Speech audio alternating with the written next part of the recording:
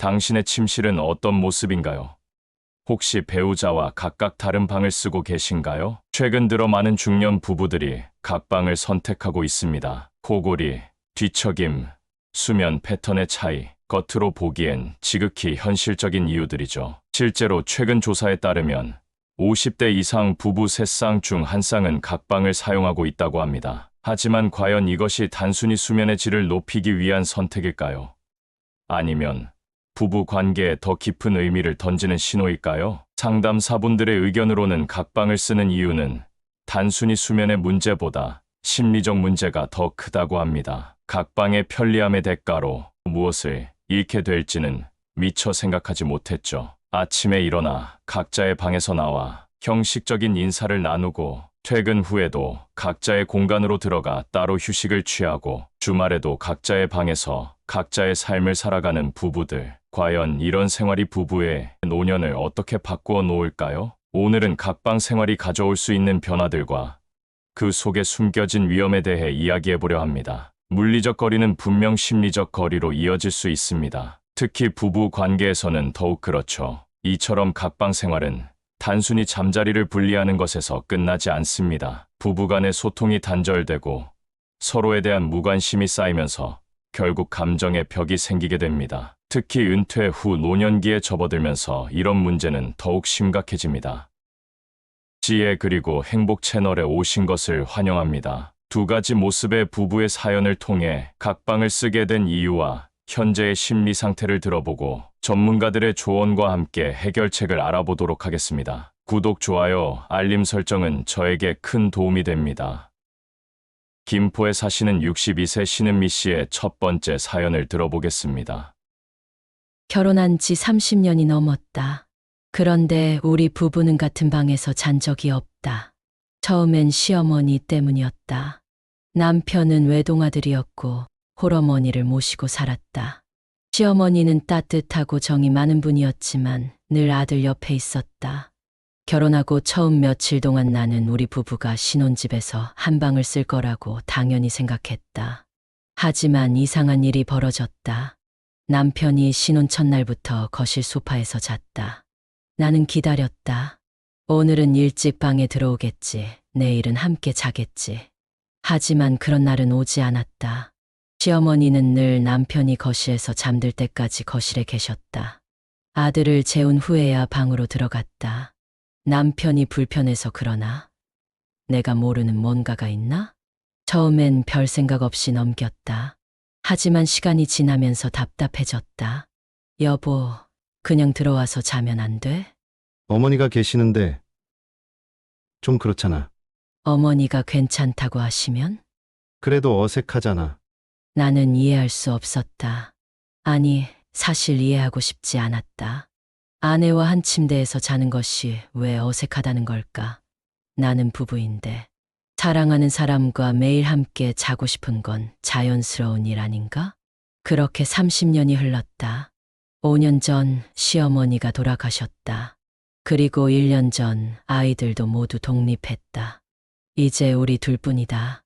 나는 기대했다. 이제는 남편이 거실을 벗어나 내 옆으로 올 거라고. 시어머니도 안 계시고 아이들도 없으니 우리 부부가 진짜 부부처럼 지낼 수 있을 거라고. 하지만 남편은 여전히 거실에서 잔다. 나는 가끔 새벽에 일어나 거실을 본다. 남편은 소파에 대충 누워 자고 있다. 어두운 거실에서 웅크린 그의 모습이 고독해 보이기도 하고 한편으론 괘씸하기도 하다. 여보, 이제는 들어와서 자자. 나는 다시 말을 꺼낸다. 하지만 남편은 늘 같은 대답을 한다. 난 여기서 자는 게 편해. 그게 아니라 부부가 같이 자는 게 자연스러운 거잖아. 우린 이미 30년 동안 따로 잤어. 이게 더 익숙해.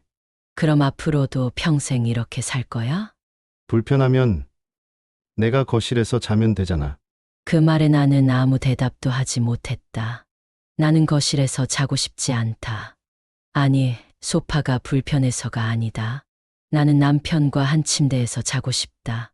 부부로서 서로를 느끼며 함께 따뜻하게 잠들고 싶다.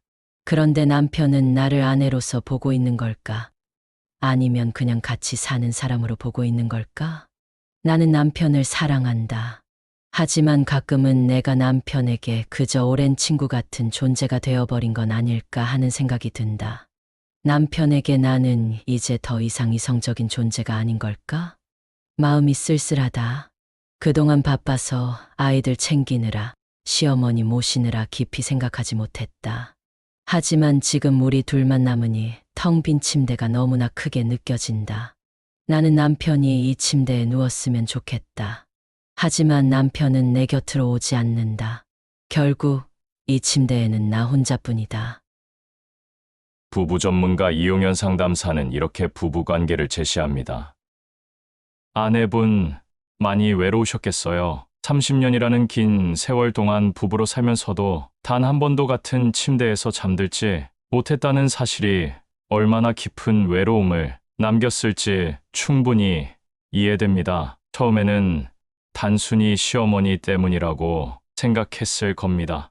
남편이 어머니에게 효심이 깊고 다정한 아들이니 시간이 지나면 자연스럽게 함께할 거라고 믿으셨겠죠. 하지만 세월이 흘러 시어머니가 돌아가시고 아이들도 떠났지만 여전히 남편은 거실을 벗어나지 않았습니다. 텅 빈 침대, 익숙해져야 할 외로움, 하지만 여전히 포기할 수 없는 희망, 그 모든 감정이 얼마나 혼란스럽고 서운할지 충분히 공감합니다. 그렇다면 이제는 한번 남편의 시선을 통해 바라볼 필요가 있을 것 같습니다. 그가 여전히 거실을 벗어나지 못하는 이유는 단순히 습관 때문일까요? 아니면 더 깊은 감정이 숨어 있을까요? 첫 번째, 남편의 심리를 이해해야 합니다. 남편분께서는 어머니와의 관계 속에서 부부로서의 역할을 제대로 정립하지 못한 채 30년을 살아오셨습니다. 그에게 있어 가정이라는 공간은 어머니가 있는 곳이었고 어머니가 곁에 있던 모든 시간 동안 그는 자연스럽게 자신을 아들로서 살아왔습니다. 문제는 결혼 후에도 그는 남편으로서 자신의 위치를 확립하지 못했다는 점입니다. 아내분과 함께 자는 것이 익숙하지 않았고 어머니의 존재가 그것을 더욱 어렵게 만들었으며 시간이 흐를수록 거실이 나의 공간이라는 인식이 깊어졌습니다. 여기에 하나의 문제가 더 있습니다. 남편분은 결혼 후에도 부부로서 함께 자는 것이 자연스럽지 않았기 때문에 지금에 와서 갑자기 바꾸는 것이 더욱 어색하고 부담스럽다고 느끼는 것입니다. 아내분께서는 부부는 함께 자는 것이 당연한 것 아닌가? 라고 생각하시겠지만 남편분의 입장에서는 우리는 이미 30년 동안 따로 잤고 이게 더 익숙한데 왜 지금 바꿔야 하지? 라는 생각을 하고 있을 가능성이 큽니다. 남편분은 아내를 사랑하지 않아서가 아닙니다. 다만 부부로서 친밀한 관계를 맺는 것이 어색해져 버린 것입니다. 그리고 그 어색함이 지금 아내분을 더욱 서운하게 만들고 있는 것이죠. 두 번째, 남편을 강요하기보다 관계를 조율해야 합니다. 아내분의 가장 큰 고민은 남편이 이제 더 이상 나를 아내로서 보지 않는 것 같다는 점일 겁니다.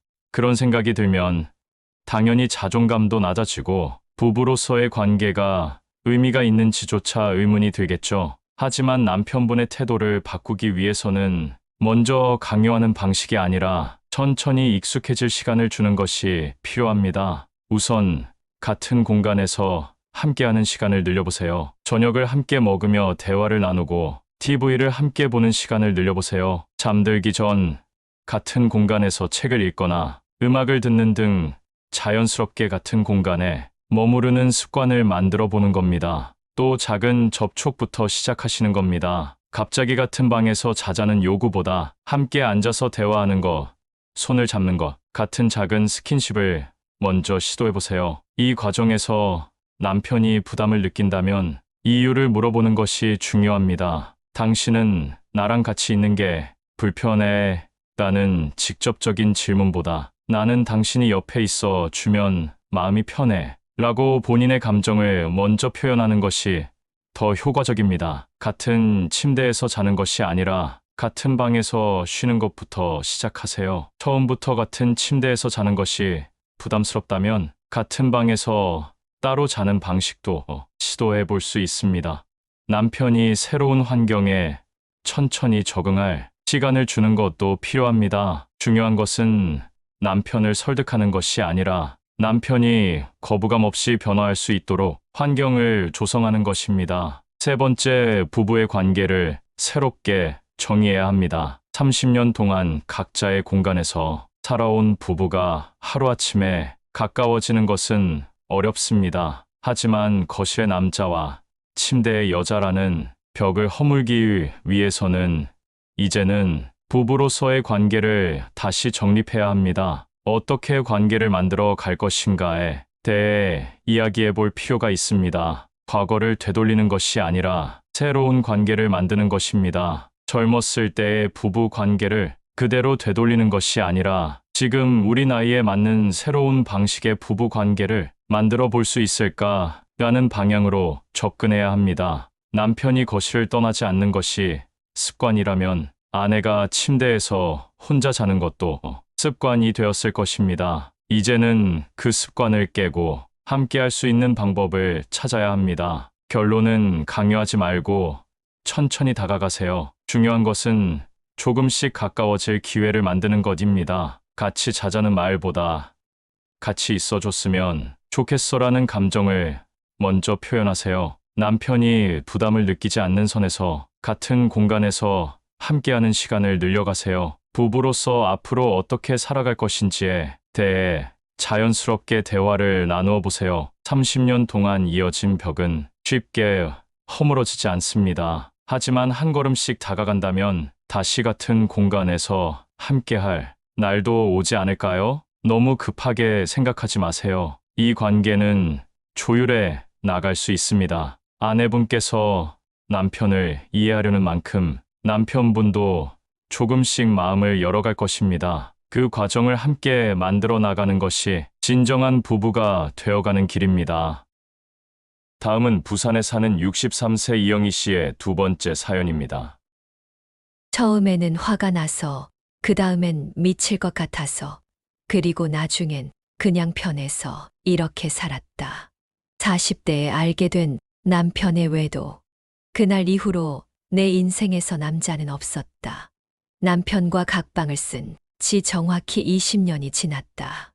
그는 처음엔 미안한 눈치로 살더니 점점 그게 당연한 듯 행동했다. 각방이 생기자 그의 숨소리조차 듣기 싫었던 나는 안도의 한숨을 쉬었고, 그는 자유를 얻은 듯 더 늦게 들어오거나 아예 나를 신경 쓰지 않았다. 처음엔 서로 감정을 표현하며 싸웠지만 시간이 지나면서 말이 줄어들었다. 감정이 닳아 없어지자 우리 사이엔 어정쩡한 평화만 남았다. 아이들의 부모로만 남기로 암묵적 동의를 했다. 그러던 어느 날 저녁 그가 말했다. 이제 우리 다시 한 방에서 잘까? 나는 커피를 마시다 말고 입을 다물었다. 뜨거운 커피가 혀를 스치는데도 더 뜨거운 무언가가 속에서 끓어올랐다. 이 사람이 지금 무슨 말을 하는 거지?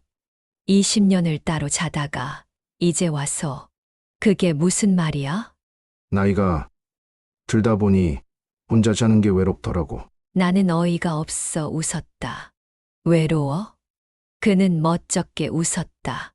허리도 아프고 몸도 예전 같지 않고 내가 곁에 있으면 좀 나을 것 같아서. 남편이 조심스럽게 말했다. 마치 내 눈치를 보는 듯 했다. 20년 전만 해도 저 사람이 그렇게 나를 배신했을 때는 한치의 망설임도 없이 거절했을 텐데 나는 차마 대답을 하지 못했다. 순간 머릿속이 과거로 빨려 들어갔다. 20년 전 새벽까지 휴대폰을 붙잡고 웃던 남자의 얼굴. 그 여자의 이름을 부르며 꿈에서 중얼거리던 목소리. 내 방에서 혼자 몸을 웅크리며 이를 악물고 잠들었던 수많은 밤들. 그런데 이제 와서 다시 같은 방에서 자자고?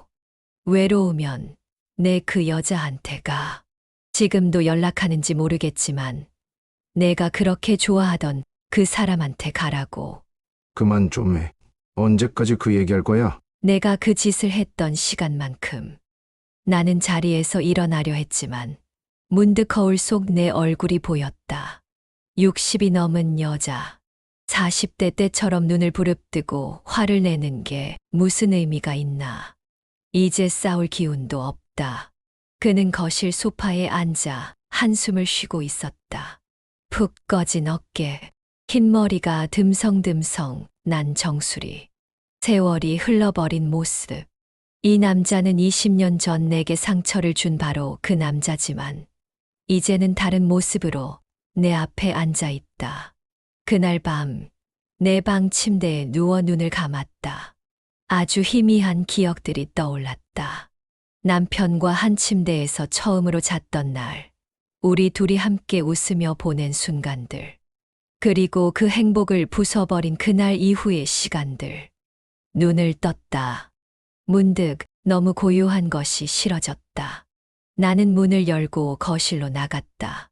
남편은 아직도 소파에 앉아 있었다. 그는 내가 나온 걸 보고 조심스럽게 나를 올려다봤다. 다시 방으로 와서 침대에 누웠다. 불을 끄고 눈을 감았다. 하지만 마음이 시끄러워 잠이 오지 않았다. 이제 우리 다시 한 방에서 잘까? 그 말이 계속 머릿속을 맴돌았다. 몸을 뒤척였다. 사실 화가 나야 하는데 이상하게 화가 나지 않았다. 대신 속이 뒤집히듯 불편했다. 마치 몇십 년 동안 닫아둔 문을 누군가 억지로 열어젖힌 느낌. 다만 정말로 묻고 싶었다. 그 여자와 잘 살고 싶었던 남자가 왜 이제 와서 다시 내 곁으로 돌아오려는지. 그 사람이 늙어서, 몸이 아파서, 외로워서. 그런데 문득 거울을 보니 우리가 너무 많이 변해 있었다. 남편의 어깨는 움츠러들었고 예전처럼 당당하던 기세는 사라졌다. 나도 마찬가지였다. 젊을 때처럼 씩씩하게 살고 싶었지만 무릎이 시큰거리고 허리도 자주 결렸다. 아이들은 다 커서 각자의 인생을 살고 이제 우리 둘만 남았다. 우리 둘만. 그게 이렇게 낯설 줄 몰랐다. 나는 차마 대답을 하지 못했다. 내가 이 악물고 내가 지금까지 버텨온 게 뭔데. 그런데 나도 이젠 혼자 있는 게 싫어질 때가 있다. 밤이 길어지면 가끔 정막이 무섭게 느껴지고 아픈 날에는 괜히 서럽기도 하다. 하지만 그렇다고 그를 용서할 수 있을까? 아니, 용서라는 단어조차 쉽게 떠올릴 수 없다. 그가 나를 떠난 그 순간이 아직도 선명한데 내가 이렇게 쉽게 마음을 열어도 되는 걸까? 그렇지만 그도 이제 늙었고 나도 이제 늙었다. 정말 우리 둘밖에 남지 않았다. 이 관계를 끝까지 이대로 둘 수 있을까? 아니면 정말 다시 함께할 수 있을까? 나는 아직도 모르겠다. 부부 전문가 이수연 상담사는 이렇게 부부 관계를 제시합니다. 용서는 선택이 아닙니다. 하지만 관계의 방향은 선택할 수 있습니다. 아내분, 많이 힘드셨겠어요. 20년이라는 시간이 흘렀지만 마음속 깊은 곳에서는 여전히 그날의 상처가 아물지 않은 채 남아있겠죠. 남편분께서 다시 한 방에서 자자고 말씀하셨을 때 그 말이 아내분에게 어떤 의미로 다가왔을지 충분히 이해가 됩니다. 단순한 요청이 아니라 과거의 상처를 다시 헤집는 말처럼 느껴졌을 수도 있어요. 그런데 아내분, 이 질문을 한번 던져볼까요? 나는 앞으로 남편과 어떤 관계로 살아가고 싶은가? 지금 아내분께서 원하시는 것은 용서가 아니라고 생각합니다. 그리고 저는 아내분께 용서를 강요할 생각도 없습니다. 용서는 쉽게 할 수 있는 것이 아닙니다. 남이 강요한다고 되는 것도 아니고 본인이 억지로 한다고 해서 진짜 용서가 되는 것도 아니죠. 하지만 지금 이 상황에서 중요한 것은 용서할 것인가 말 것인가가 아닙니다. 중요한 것은 이 관계를 앞으로 어떻게 할 것인가입니다. 20년 동안 각방을 쓰면서 살아오셨죠. 처음엔 너무 화가 나고 모든 것이 무너져 내린 것 같았을 겁니다. 하지만 시간이 지나면서 차라리 혼자 있는 게 더 편하고 익숙해졌을 수도 있어요. 그런데 이제 남편분이 다시 가까워지려 합니다. 그 이유가 무엇일까요? 진심으로 아내분과 관계를 회복하고 싶은 것일 수도 있고, 단순히 혼자가 되는 것이 두려운 것일 수도 있겠죠. 어떤 이유이든 간에 지금까지와는 다른 변화를 원하고 계신다는 건 분명합니다. 아내분께서는 이 상황이 억울하실 수도 있습니다. 나는 20년 동안 혼자 아파하고 혼자 견뎠는데 이제 와서 외롭다고 다시 같이 살자고, 충분히 그렇게 생각하실 수 있어요. 하지만 그와 동시에 아내분께서 스스로에게 던져야 할 질문도 있습니다. 나는 남편과 앞으로도 이대로 살고 싶은가? 이 상태가 내가 원하는 인생인가? 지금까지의 방식대로 살아간다면 두 분의 관계는 계속해서 남남에 가까운 상태로 유지될 것입니다. 서로 말은 할 수 있겠지만 더 이상 부부로서 정서적인 교류는 없겠죠. 그것이 편하시다면 그렇게 사는 것도 하나의 선택입니다. 하지만 아내분께서 조금이라도 이 관계를 완전히 단절시키고 싶지는 않다는 마음이 있다면 방법을 찾아야 합니다. 여기서 오해하지 않으셨으면 좋겠습니다. 제가 말하는 새로운 관계란 다시 사랑하는 부부가 되자는 뜻이 아닙니다. 그건 너무 급진적인 변화죠. 대신 이제부터는 새로운 방식의 관계를 만들어 보자는 의미입니다. 예를 들면 지금처럼 완전히 각자의 공간을 유지하되 함께하는 시간을 조금씩 늘려보는 것은 어떨까요? 남편이 같은 방에서 자길 원한다면 그것이 단순히 외로움 때문인지 진정으로 관계를 회복하고 싶어서인지 이야기 나눠볼 수 있을까요? 스킨십이 어렵다면 부부로서 정서적인 교감을 조금씩 회복하는 것은 가능할까요? 지금 아내분께서는 다시 가까워질 준비가 안 됐다고 생각하실 수도 있어요. 하지만 중요한 것은 언제까지 이렇게 살고 싶은지입니다. 남편분을 미워하는 감정이 계속 남아있는 상태로 살아가는 것이 괜찮으신가요? 아니면 남편과 함께 늙어가면서 조금은 다른 형태의 관계로 살아가고 싶으신가요? 이 질문에 대한 답은 아내분만이 내릴 수 있습니다. 지금 당장 결정할 필요는 없습니다. 아내분, 너무 조급해하지 않으셔도 됩니다. 이건 한 번의 상담으로 해결될 문제가 아닙니다. 20년 동안 쌓인 감정이 하루아침에 풀릴 수도 없고 억지로 용서한다고 해서 문제가 해결되는 것도 아닙니다. 하지만 중요한 것은 남편과 다시 살아갈 형태에 대한 선택을 해야 한다는 점입니다. 지금처럼 각자의 삶을 유지할 것인가? 서로 조금씩 가까워지는 노력을 해볼 것인가? 부부가 아닌 동반자로서의 관계를 만들어 볼 수 있을까? 이 모든 것이 아내분의 선택입니다. 한 가지 확실한 것은 아내분께서 행복하지 않은 상태로 계속 남편을 미워하며 사는 것은 본인에게도 큰 고통이 될 수 있다는 점입니다. 남편이 변했는지 진심인지 의심스러우실 수도 있습니다. 그렇다면 서두르지 말고 하나씩 확인해 보세요. 남편이 정말로 관계를 회복하려 한다면 과거에 했던 실수를 반복하지 않을 것입니다. 그렇지 않다면 아내분께서 다시 상처받지 않도록 관계의 선을 분명히 정해 두셔야겠죠. 지금 당장 정답을 내리지 않으셔도 괜찮습니다. 다만 지금 이 관계를 어떻게 할 것인지 한 번쯤 깊이 고민해 보셨으면 합니다. 아내분께서 정말 원하는 것은 무엇인가요? 과거에 묶여 계속 아파하는 것이 아니라 앞으로의 삶을 더 평온하게 살아갈 방법은 무엇일까요? 이 고민의 답은 아내분 안에 있을 겁니다. 그 답을 찾을 수 있도록 저는 계속 함께 고민해 드리겠습니다.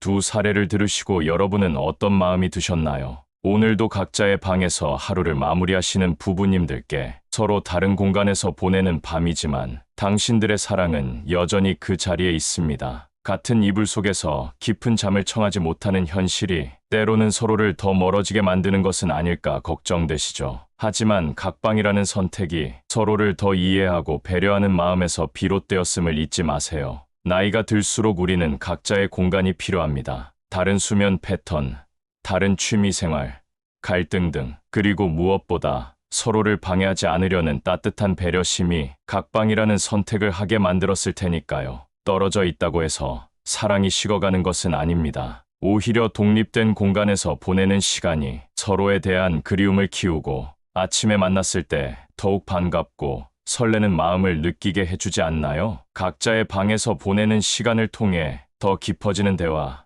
더 커지는 이해, 그리고 더욱 단단해지는 사랑을 발견하시길 바랍니다. 여러분의 선택은 틀리지 않았습니다. 서로를 더 사랑하기 위한 새로운 방식일 뿐이니까요. 이런 고민을 함께 나누고 서로를 응원하고 싶으신 분들, 구독과 좋아요, 그리고 알림 설정해 주세요. 앞으로도 여러분의 일상에 따뜻한 위로가 되는 이야기로 찾아뵙겠습니다.